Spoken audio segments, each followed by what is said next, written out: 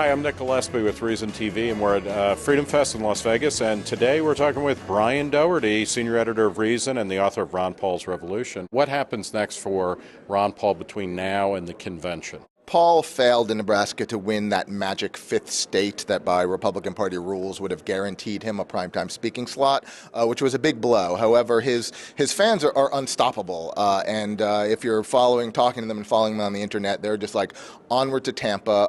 There will be hundreds of them on the convention floor. They're going to continue to attempt to influence the platform, which is an iffy proposition in my mind, because I think in the modern era, most people have no idea what the platform even says, but it's something they're trying to do. And to make sure that they're respected on the floor. And there'll be more hundreds of Ron Paul fans in the streets of Tampa. There's 3 different Ron Paul festivals probably going to be happening there. One, the Ron Paul approved one, where the man himself will be, and 2 others for his rowdier fans. What they need to do is prove to the Republican Party that they are not just a radical fringe that can be completely ignored like happened in 2008, but that they are the loyal opposition in a sense, that they are the other big wing of the party. What has Ron Paul's effect been on Republican Party politics? And do you think, not the platform per se, but are they going to, has Ron Paul pulled the party en masse as it heads into the convention and into election 2012 towards a more libertarian position?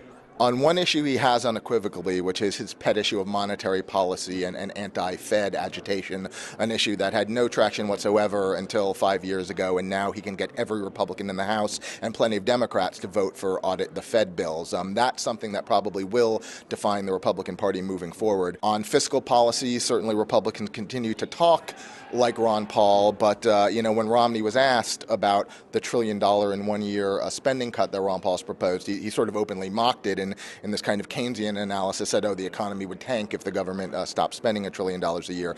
So there's a lot of room to grow, certainly for the Paul people. And I think this is not the year the establishment gets it. Romney gets it enough that he is not being openly hostile to Paul. And I think if Santorum or Gingrich were leaders, they wouldn't be that smart. They'd be kicking Paul in the face. Being Romney alienates Ron Paul fans enough. He doesn't want to needlessly alienate them more. But I don't think that he's taking them seriously enough that, say, the VP candidate will be a Rand Paul or anyone Paul people would like. This is the very beginning of the crest of the wave that I do think will be more powerful in the party for 8-12 years. Talk about that a little bit. Who are the people? I mean, clearly the Ron Paul fans outside of the party machinery. They're there and they're going to be growing and sprouting all over. In the party, who are the people, down the road in 2 years and 4 years and 6 years that you think will be carrying the Ron Paul mantle as the congressman retires from public office? The 2 most prominent ones are, of course, in the Senate, his son Rand, who is playing a very delicate balancing act, trying to keep the Ron Paul base while also trying to not alienate your sort of red meat talk radio Republicans in the way his father does. Do you think he's been successful in doing that? I think he has.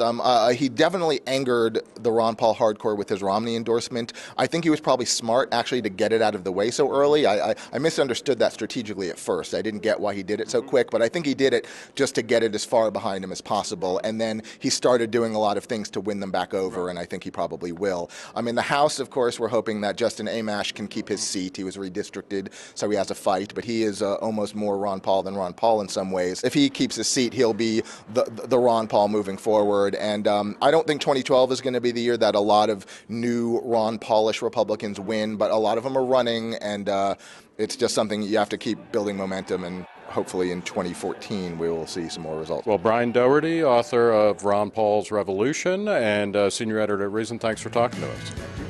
For Reason TV, I'm Nick Gillespie.